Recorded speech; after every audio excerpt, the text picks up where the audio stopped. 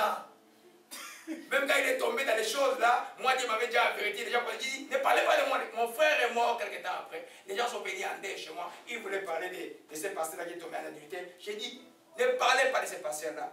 Ne parlez pas d'un magicien qui était ici, qui m'attaquait la nuit, qui attaquait la communauté congolaise, qui a même vécu un peu au Gabon. Et puis, ne parlez pas de trois personnes-là chez moi. Si vous êtes venus à deuil, consolez-moi. Ils ont fait 20 minutes, ils sont partis. Ils sont habitués de parler des gens. Il faut être intelligent. Souvenez-vous que Saul était un roi de l'Éternel, mais il était en disgrâce. Et que par 2 fois David a eu le temps de couper. Il a dit on ne porte pas la main au roi de l'Éternel. Et après, même la personne qui est venue lui annoncer la mort de celui qui le poursuivait sans cesse jusqu'à ce qu'il fuit chez l'ennemi, et que Seigneur, je t'apporte l'épée et ton ennemi est mort. Il a dit qui est-il? Oh, je suis Amalécite, tuez-les. Il a tué la personne qui est venue lui annoncer la bonne nouvelle de la mort des Saul qui est poursuivi pour les tuer. Vous comprenez un peu? Vous voyez ça dans les films d'aujourd'hui là. Quand vous rencontrez un vrai serviteur, Dieu vous a parlé en révélation. Celui-là c'est un vrai serviteur de Dieu, ne jouez pas. Je m'appelle, il y a un frère gabonais, à l'époque où je pouvais prophétiser à l'église, c'était quoi il dit, Dieu prophétisait sur l'église, on était pendant 6 mois sur l'adultère, avant que le pasteur ne chute là. Et puis, il dit que toi j'étais un peu dérangeant. Bon. Et puis Dieu lui a parlé de moi, c'est un frère gabonais, c'est où il me connaît un peu. Il est venu me voir, oh, pardonne-moi, tu es l'homme de Dieu. À l'époque, je ne savais pas que j'étais l'homme de Dieu. Alléluia. C'est-à-dire qu'on ne touche pas au roi de Dieu, on ne touche pas aux enfants de Dieu. Chaque enfant de Dieu que Dieu a élevé en dignité quelque part, vous devez les respecter. Même s'il est jeune comme Timothée. Ne le méprisez pas même s'il est jeune, parce qu'il est jeune, il est tout. Ne croyez pas que les gens d'âge, c'est les gens qui parlent ou qui peuvent te reprocher. Les gens, c'est les gens qui pardonnent beaucoup sur le camp, qui ne parlent pas, parce qu'ils laissent tout entre les mains de Dieu, et Dieu va faire les choses. Les gens nous, c'est les gens d'âge. Alléluia. Amen, ça vient. Alléluia. La rébellion de l'église est souvent causée, imaginez-vous par qui? Par ceux qui sont appelés aussi. Oh bon Dieu, alléluia. La rébellion de l'église est souvent causée par ceux qui sont aussi appelés, par ceux qui voient aussi, par ceux qui connaissent aussi les choses de Dieu. Ça, c'est la première catégorie. La deuxième est causée par les envoyés du diable, dont l'esprit de Jézabel et les autres choses. Nous laissons Jézabel de côté aujourd'hui. Nous parlons des vrais enfants de Dieu. Alléluia. Quand l'esprit m'a donné ça, il dit, oh, c'est grave. C'est très sérieux. Et ça, c'est pour nous tous là, pour les enfants qui vont suivre cet enseignement-là. Soyez vigilants par rapport à ça. Amen. Dieu est merveilleux. Il n'y a pas de personne à qui c'était où j'ai touché ma tête, qui m'a aimé et qui a ouvert son cœur, que j'ai touché ma main avec ma tête, qui n'est pas reçu un don. Ça n'existe pas. Tous voient, tous ont l'onction de prophétie, tous il y a quelque chose.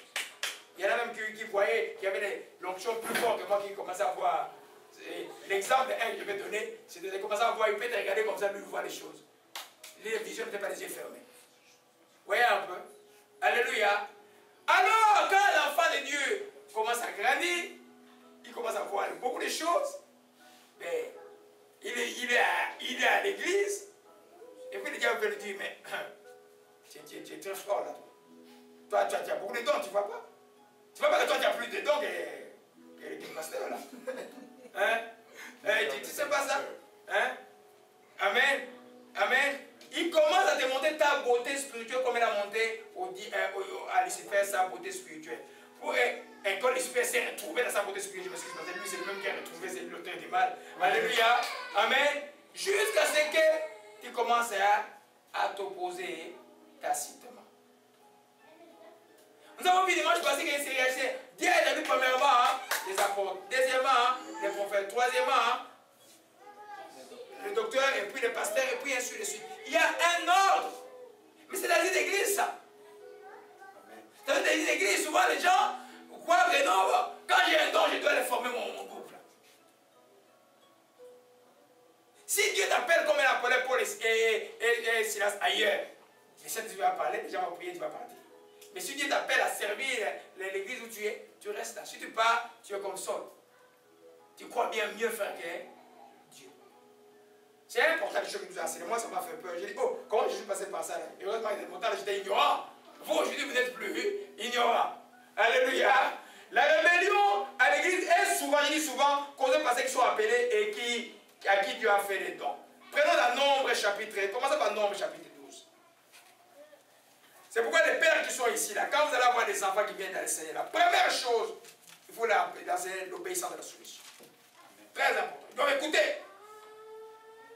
Ils doivent écouter. C'est pour leur bien.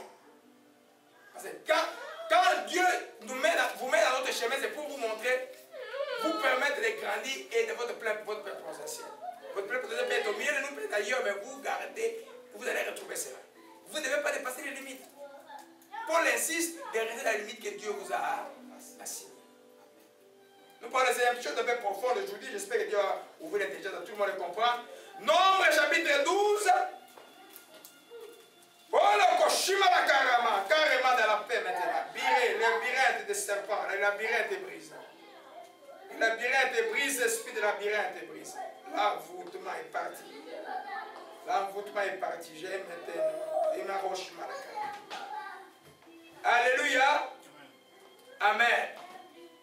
Au verset 2 d'abord. Au verset 1. Marie et Aaron parlèrent contre Moïse au sujet de la femme éthiopienne qu'il avait prise, car il avait une femme éthiopienne. Il dit, est-ce que c'est seulement par Moïse que l'Éternel parle? N'est-ce pas par nous qu'il parle? L'Éternel entendit dit, oh, Moïse était un homme fort patient, plus qu'aucun homme sur la terre. Alléluia. Amen. Et puis soudain l'Éternel dit à Moïse et Aaron, allez vous trois à la tente d'assignation. Ils allèrent tous les trois. L'Éternel s'allait sur la colonne de nuée et s'était à l'entrée de la tente. Il appela Aaron et Marie qui s'avançaient tous les deux. Il a dit, écoutez ceci mes paroles. Lorsqu'il y aura un prophète parmi vous, c'est dans une vision que moi l'Éternel je lui parlerai. Et dans un songe je lui parlerai. Mais qui n'en est pas ainsi de mon serviteur Moïse, il est fidèle dans toute ma maison. Je le parle bouche à bouche, je me révèle à lui sans des livres. Il voit comme il représente l'Éternel. Pourquoi avez-vous pas craint de parler contre mon serviteur, contre Moïse? Dieu qui défend la cause de Moïse. C'est une histoire familiale. Grand frère, petit frère et petite soeur. Tous ces prophètes de Dieu. Amen. Et l'Éternel s'enflamma contre eux. Il dit, la nuée se retira de la tente et Marie était frappée d'une lèpre blanche comme la neige. Et Aaron se retourna vers Marie. Voici, elle avait la lèpre. Et Aaron dit à Moïse, de grâce, mon Seigneur, ne nous fais pas porter la peine du péché que nous avons commis en insensé. Et nous nous sommes rendus coupables. Oh, qu'elle ne soit pas comme la femme mort-née, dont la chair est à moitié consumée, qui sort des seins de sa mère. Moïse cria à l'Éternel en disant, oh Dieu, je t'ai prie, guéris-la. L'Éternel dit à Moïse, si son père lui avait craché le visage, il ne serait peut-être pas pendant 7 jours un objet de honte, qu'elle soit enfermée 7 jours en dehors du camp, après quoi elle sera reçue. Même famille, prophétesse Myriam, elle voyait, Dieu parle. C'est que déjà ne comprends pas dans la prophétie. Il y a ce qu'on appelle la vague prophétique. C'est-à-dire que je peux recevoir des paroles, ça arrive souvent, je reçois une parole, il reçoit, c'est la même parole. Ça ne signifie pas que tu es au-dessus de l'autre. Ça signifie que le Saint-Esprit, c'est la même chose qui est arrivé avec Paul avant d'aller à Jérusalem, Agabus et tout le prophète, que cet homme ici va aller souffrir. Ça fonctionne comme ça, c'est le Saint-Esprit qui fonctionne. Vous voyez un peu? Ça ne fait pas dire que celui qui est établi au-dessus de toi devient ton égal. Amen. Non. L'erreur de Marie, c'est de croire, Moïse aussi, mais Dieu aussi parle à nous. Parce que Marie connaissait la loi. Est-ce qu'elle avait tort? Il était dit que vous n'allez pas éprouver les femmes étrangères. Mais les prophètes, là, ne souvenez pas des prophètes. Dieu a des magières bizarres à faire les prophètes. Il a dit à Amos d'aller épouser une prostituée. L'onction, c'est l'onction la plus dangereuse. Parce que Dieu peut enseigner par un prophète, par une chose qui va le faire arriver. Ne vous moquez jamais des prophètes quand ils passent des moments difficiles. Peut-être Dieu enseigne la population. Ceux qui sont déjà peu comment Dieu nous enseigne. Vous voyez un peu? C'était prophétique l'histoire de Moïse. C'est un greffage que nous avons vu à la fin de Christ, que l'étranger serait uni. C'est ça confirmé avec Ruth. Et bien on a vu par la suite que dans la lignée de Jésus, il y avait tout le monde, les gens d'étrangers. C'est un prophète. Mais Myriam a dit non, non, non, moi, Moïse, c'est pas toi. Annonce Dieu nous parle. La lèpre, Dieu s'est enflammé. Et la lèpre, la femme. Myriam était dehors, elle était dans la maison, et elle est. C'est pourquoi quand vous recevez le don de l'esprit, soyez toujours. N'essayez pas d'avancer plus que la personne que Dieu a mis pour vous enseigner, par exemple. Et hier, j'expliquais, ma fille m'appelle. Elle m'appelle, me dit, j'ai fait un rêve, je suis devant. Je dois sauter quelque part. Au milieu, c'est la boue. Là, c'est un ravin. Là, c'est de l'eau. Mais l'endroit où il y a une maison avec des fleurs, et bon, je dois sauter cette eau-là. Et quand j'ai sauté, moi, j'étais en plein dans la boue. Et j'étais dans la boue, et puis, je vis une grosse vache blanche et noire venir, et puis m'agripper ici, et puis me faire sortir de la boue. Et puis, elle disait dans les rêves, oh, et c'est possible que les vaches aussi sauvent les hommes. Et puis quand elle m'a appelé, je lui ai parlé d'Ézéchiel chapitre 1, je lui ai parlé d'Apocalypse chapitre 4, elle a vu que les chérubins qui représentent la gloire de Dieu ont une face de vache. Mais s'il n'avait pas appelé, il serait confus toute la vie. Vous comprenez un peu? C'est très très important. Quand une révélation de Dieu doit unir, les gens ne doivent pas les séparer. Après, tout le monde peut voir les choses. C'est quand la mouvance est forte. Tout le monde voit, c'est pour la gloire de Dieu. Amen. Des fois, on prie, même mon fils, là, il voit les choses. Et puis, amen. C'est la mouvance de Dieu. Alléluia. Quand on apprend à rendre grâce à Dieu, que tout pour la gloire de Dieu, que notre but de la vie est qu'on voit les gens sauvés, être délivrés, on ne va pas s'occuper de tout cela. Alléluia. Alors, beaucoup de gens, tu vois, quand quelqu'un commence à voir, ce n'est pas lui. C'est d'autres personnes qui vont l'appeler. Tais-toi. Et puis, les gens commencent, et puis après, ils disent, donc là, je crois que je vais ailleurs. Non, moi, Dieu m'a appelé ailleurs. Et puis, la personne part. On attend 5 ans après, il n'y a plus rien. Aucune histoire. Alléluia. Amen. Alléluia. Nous prenons le deuxième exemple de rébellion à l'église, Nombre chapitre 16. Alléluia. Maintenant, je pose la question. Quand il y a la rébellion de l'église, les bergers font quoi? Ils maudit? Il bénit. Et du coup, tu n'as pas besoin de maudire un rebelle. Tu n'as pas besoin. Tu as besoin, parce qu'un rebelle, la voie des rébellions, c'est la voie de la mort. La rébellion, tôt ou tard, les gens verront cela. Tu n'as pas besoin de maudire. Tu as besoin de bénir seulement pour que Dieu fasse grâce. Peut-être que Dieu va ouvrir les yeux de la personne ou les faire retourner. Comme je dis, la rébellion n'est pas un péché qui conduit à la mort. On va voir ça en détail. La rébellion amène la repentance. Si la personne se repent, Dieu pardonne. Comme il a pardonné Myriam avec Aaron.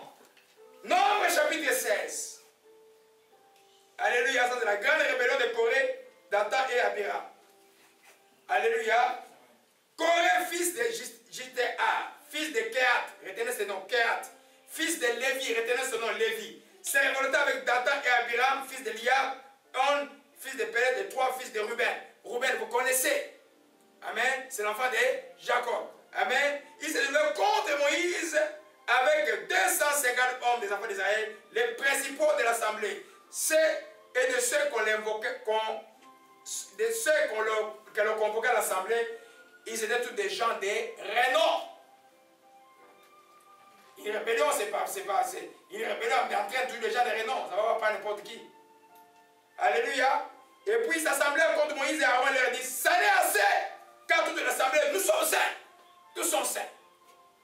L'Éternel est au milieu de nous, est au milieu d'eux. Pourquoi vous vous élevez au-dessus de l'assemblée de l'Éternel? Ils disent, pourquoi vous vous élevez au-dessus de l'assemblée de l'Éternel?